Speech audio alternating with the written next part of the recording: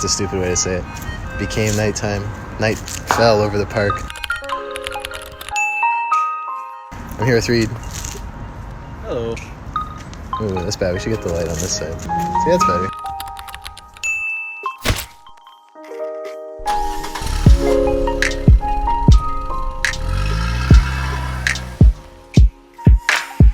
On our way to the next tour location in Edmonton, Alberta, we made a stop in Saskatoon, Saskatchewan to show off Bring to Light at the Saskatoon Entertainment Expo. We had a blast demoing the game to hundreds of folks, many of whom got to try virtual reality for the very first time. We also got to see loads of cool cosplay, but we'll post a little bonus video with more of that later. For now, back on the road.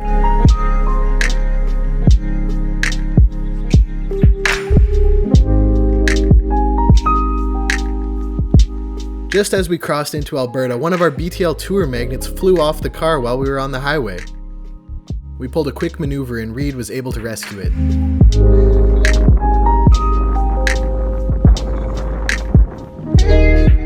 got there. That little guy, little fella tried to run away. Oh no. A little road rash, but it's okay.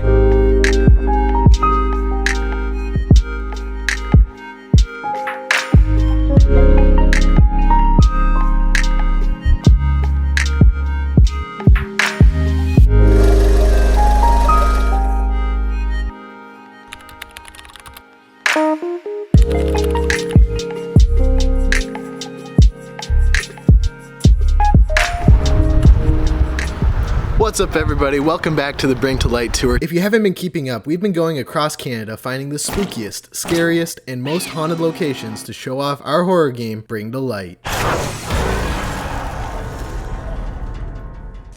Today we're in Edmonton, Alberta at the Strathcona County Museum Archives. The museum used to be a city fire hall as well as an RCMP outlook, and it's said that the building's haunted by a former RCMP officer and somebody who was kept in prison here. Let's go see what that's all about.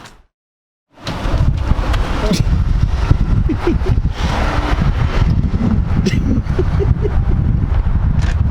how's it going? Hi. So what brings you guys in today? Like to look around the museum?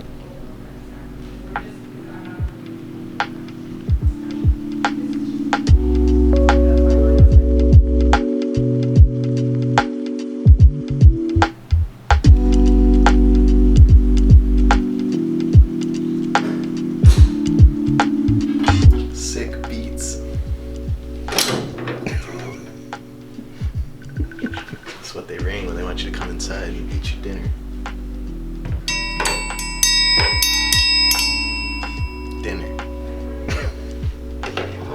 Would you like leeks on toast? It's the avocado on toast for 1920s moms.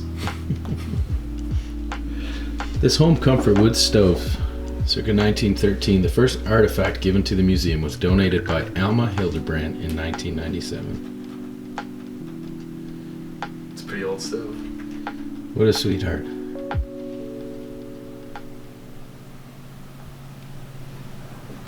Visitors to the museum and employees who work here have reported hearing this radio go off despite being unplugged and non-functional in over a decade. Could this be the ghost of the museum fiddling with the dials from beyond the pale?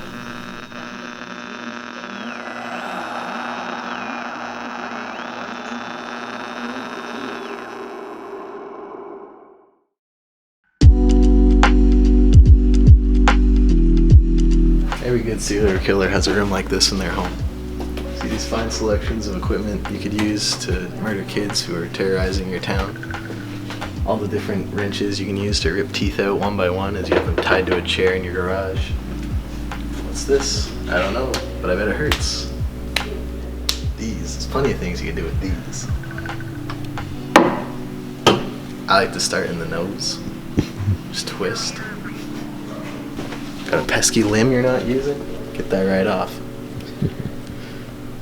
Piece of cake. Evening. Perfect fit. People in the old days had small heads. That's just fact. There's no getting around that. Just look at these hats. Oh, it's been a while.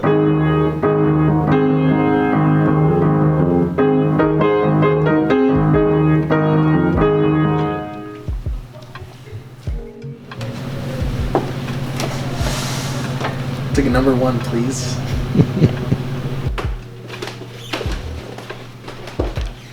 Today's sermon is from the Psalms. Psalms chapter 47, verse 1. Clap your hands, all ye people.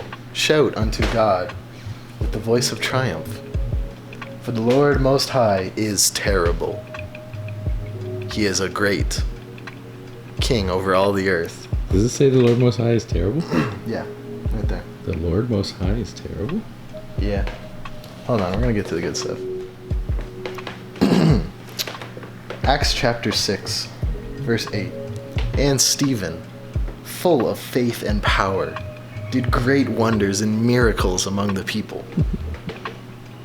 There's a better, got a good one. Wait. They kill him at some point. He's the first, They kill him at some point. he's the first martyr. Kill him at some point. Let's get to it. And they cast him out of the city and stoned him, and the witnesses laid down their clothes. They stoned Stephen, calling upon God and saying, Lord Jesus, receive my spirit. And he kneeled down and cried with a loud voice, Lord, lay not the sin upon their charge. And when he said this, he fell asleep. Sleepy mofo.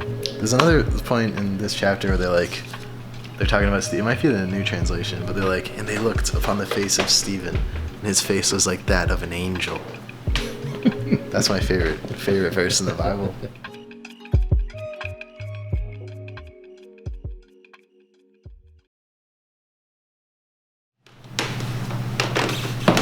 Walk with me, Reed.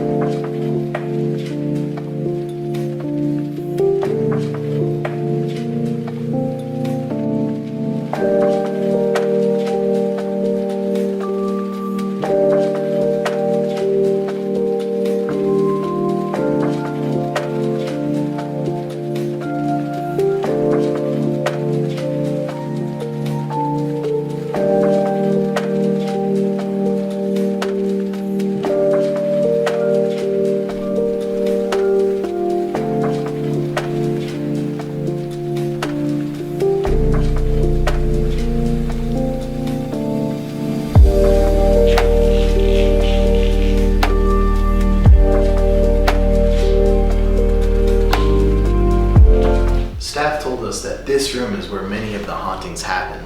Sometimes that door will slam shut with no one around, or people walking through the hall will smell strange things like licorice or gunpowder. And this light, no matter how many times they change the light bulb, never seems to work right.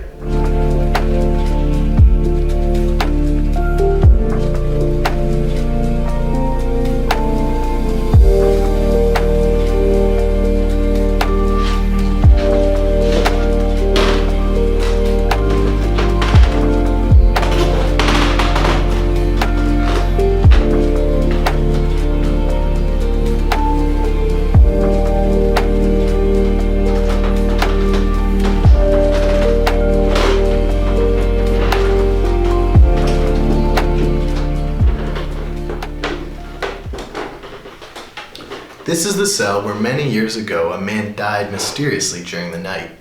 As the story goes, as is recounted to us by the staff here at the museum, the man broke a very serious superstitious rule that cost him his life. See, at the time it was believed that you never light 3 cigarettes with the same match, because during World War I, that would give away your position.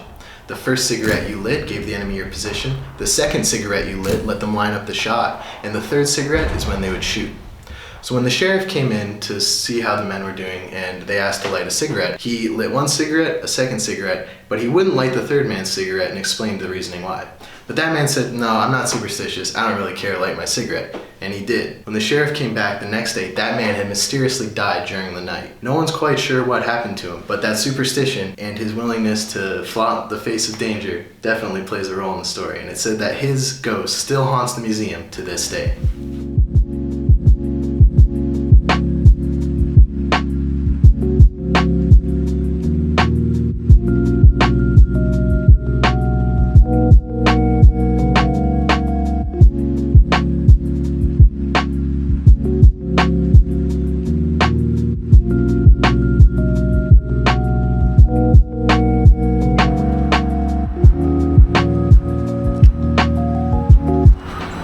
That's it for this episode of the Bring to Light Tour.